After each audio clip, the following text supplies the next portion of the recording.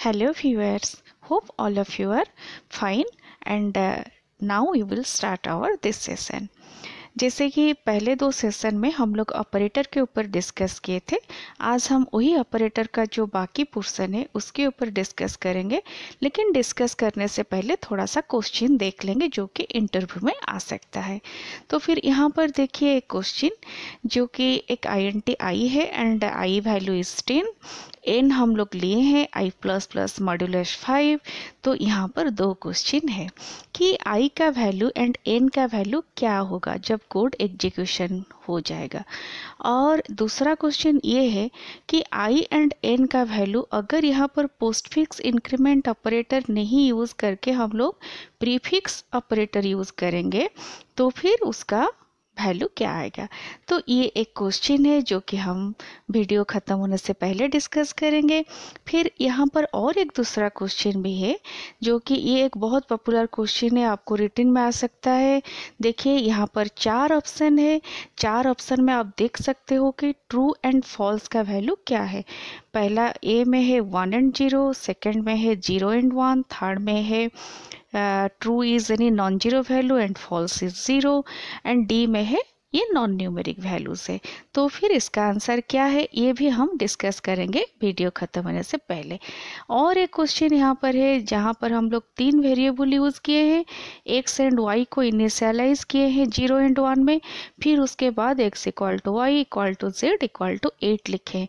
तो यहाँ पर भी 4 ऑप्शन है, आपको बताना है कि ये 4 ऑप्शन से कौन सा होगा। हाँ, अभी हम क्या करेंगे, ये जो तीनों क्वेश्चन था उसको बाद में हम डिस्कस करते हैं, लेकिन पहले हम जो ऑपरेटर का जितना पोर्शन बाकी था वो हम पहले कवर करेंगे। तो अभी हम बीट वाइज ऑपरेटर से शुरू करते हैं। देखिए बीट वाइज ऑपरेटर एक बहुत पावरफुल ऑपरेटर है जावा का जो कि बीट के ऊपर काम करता है। आप बोल सकते हो कि सारे ऑपरेटर तो बीट के ऊपर काम करते हैं, हाँ, लेकिन जब आप एक फॉर एग्जांपल सपोज आप एक इंटीजर ले रहे हो ए, ठीक है, तो फिर उसके ऊपर आप कुछ अरिथमेटिक काम कर रहे हो, आप उसके ऊपर रिलेशनल ऑपरेटर में काम कर रहे हो, तो वो क्या करते हैं, वो होल ए को एक यूनिट के हिसाब से लेते हैं। ठीक है, तो ए में जो भी आप वैल्यू रखे हो सारा वैल्यू को एक यूनिट के हिसाब से ले रहे, लेकिन यहाँ पर वो वैल्यू एक्चुअली मशीन वो वैल्यू को कैसे इंटरप्रेट करता है, बीट के हिसाब से इंटरप्रेट करता है। तो फिर वो पर्टिकुलर बीट के ऊपर काम करने के लिए ये बीट वाइज ऑपरेटर यूज होता है। मतलब ये बहुत मेमोरी में एक एक बीट को पकड़कर काम करता है इंडिविजुअली एज इंडिविजुअल एंटिटी, ये डिफरेंस है। अदरवाइज ये वही ऑपरेटर है जैसे कि दूसरे भी ऑपरेटर थे और दूसरे ऑपरेटर भी वैल्यू के ऊपर काम करते हैं। हाँ, यहाँ पर 4 different types of bitwise operator हम यूज किए हैं, एक है एंड, एक है और, एक है एक्सर, एक है कॉम्प्लीमेंट। देखिए एंड और एक्सर कॉम्प्लीमेंट ये बहुत ही नॉर्मल सा, जैसे कि हम लोग पहले भी लॉजिकल एंड लॉजिकल और पढ़े, वो जैसे काम करता है यहाँ पर ऐसे ही एग्जैक्टली काम करते हैं, लेकिन थोड़ा सा डिफरेंस है। ये जो डिफरेंस यहाँ पर स्लाइड में मेंशन हुआ है आपको नोट्स में भी मिल जाएगा, लेकिन बस ऐसे समझाने के लिए ये है कि लॉजिकल एंड जो है ना वो काम करता है आपका वैल्यू के ऊपर। ठीक है, सपोज आप INT का 2 वैल्यू लिए हैं, वेरिएबल यूज किए हैं ए एंड बी, तो logical and A and B के ऊपर काम करता है।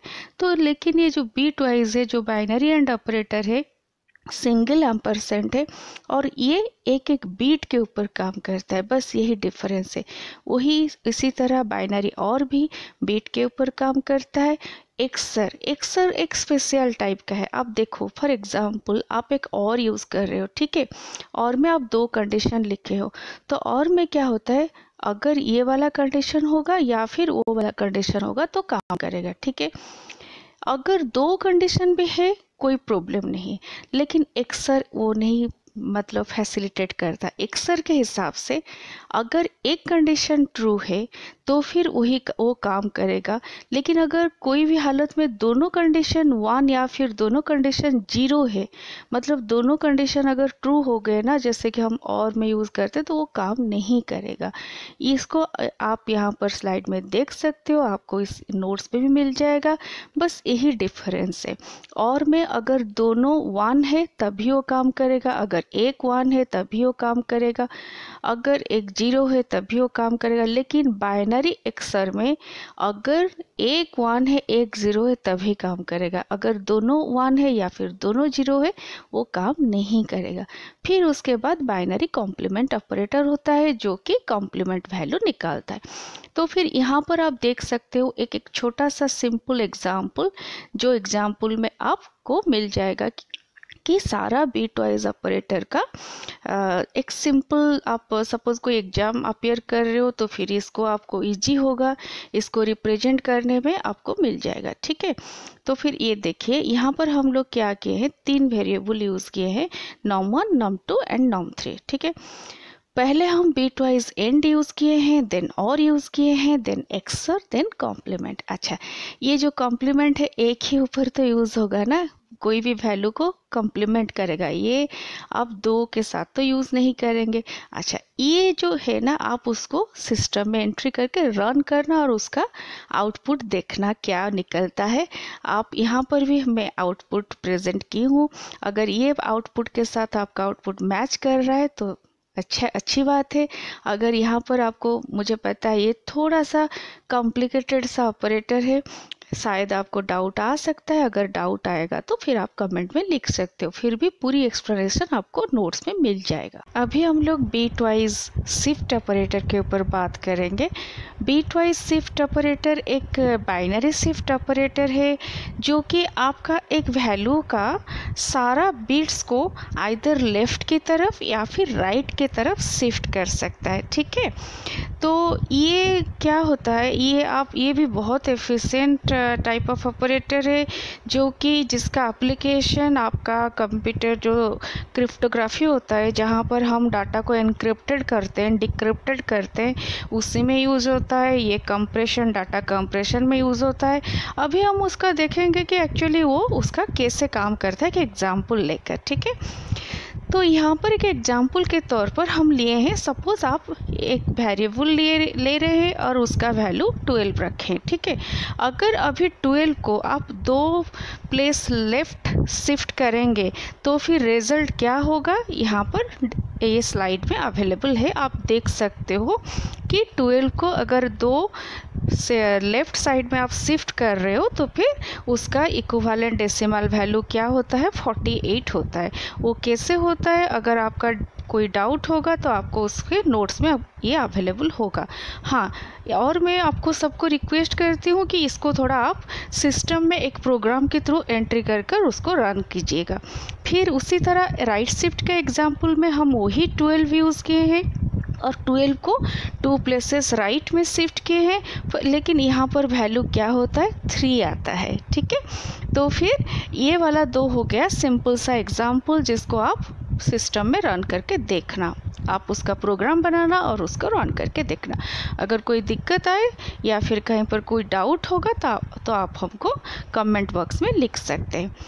अभी हम डिस्कस करेंगे ट्रेनरी ऑपरेटर। ये एक बहुत सिंपल सा इजी ऑपरेटर है, जैसे कि हम पहले लास्ट सेशन में हम लोग डिस्कस किए थे इफ़ के ऊपर। इफ़ में हम लोग क्या किए थे कि इफ़ कंडीशन देन पार्ट एक था, एल्स पार्ट था, तो उसी का रिप्लेसमेंट ये ट्रेनरी ऑपरेटर है। ट्रेनरी ऑपरेटर में हम इफ़ को रिप्लेस कर सकते हैं।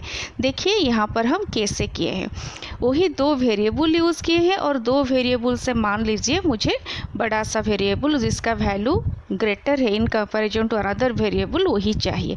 तो फिर इसीलिए ये वाला प्रोग्राम में हम इफ़ कंडीशन यूज़ नहीं किए। हम क्या किए, INT ABC 3 वेरिएबल्स ले लिए, A = 10, B = 50, then C = A greater than B।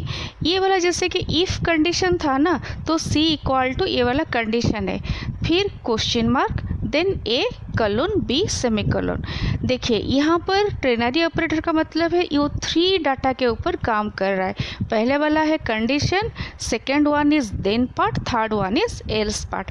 तो यहाँ पर अगर ए का वैल्यू बी से बड़ा है तो फिर ए का वैल्यू सी में स्टोर होगा, एल्स बी का वैल्यू स्टोर होगा।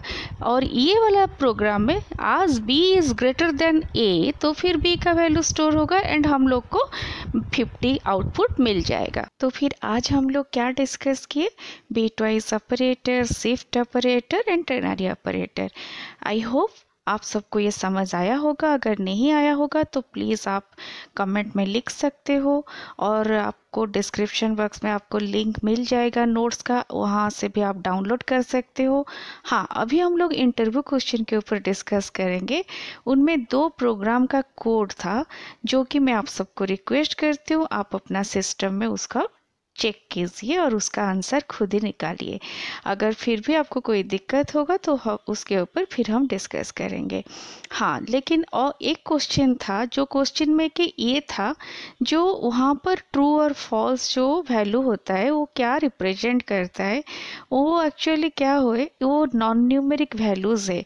जनरली हम एक कन्फ्यूजन बहुत जन को है कि ट्रू का मतलब 1 है, ट्रू 1 को रिप्रेजेंट करता है और फॉल्स 0 को रिप्रेजेंट करता है।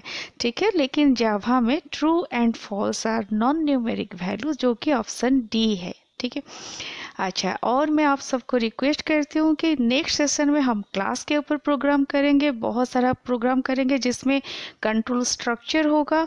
तो हमारे साथ जुड़े रहिए, लाइक कीजिए, सब्सक्राइब कीजिए, कमेंट कीजिए। Thank you so much for watching. Have a great time.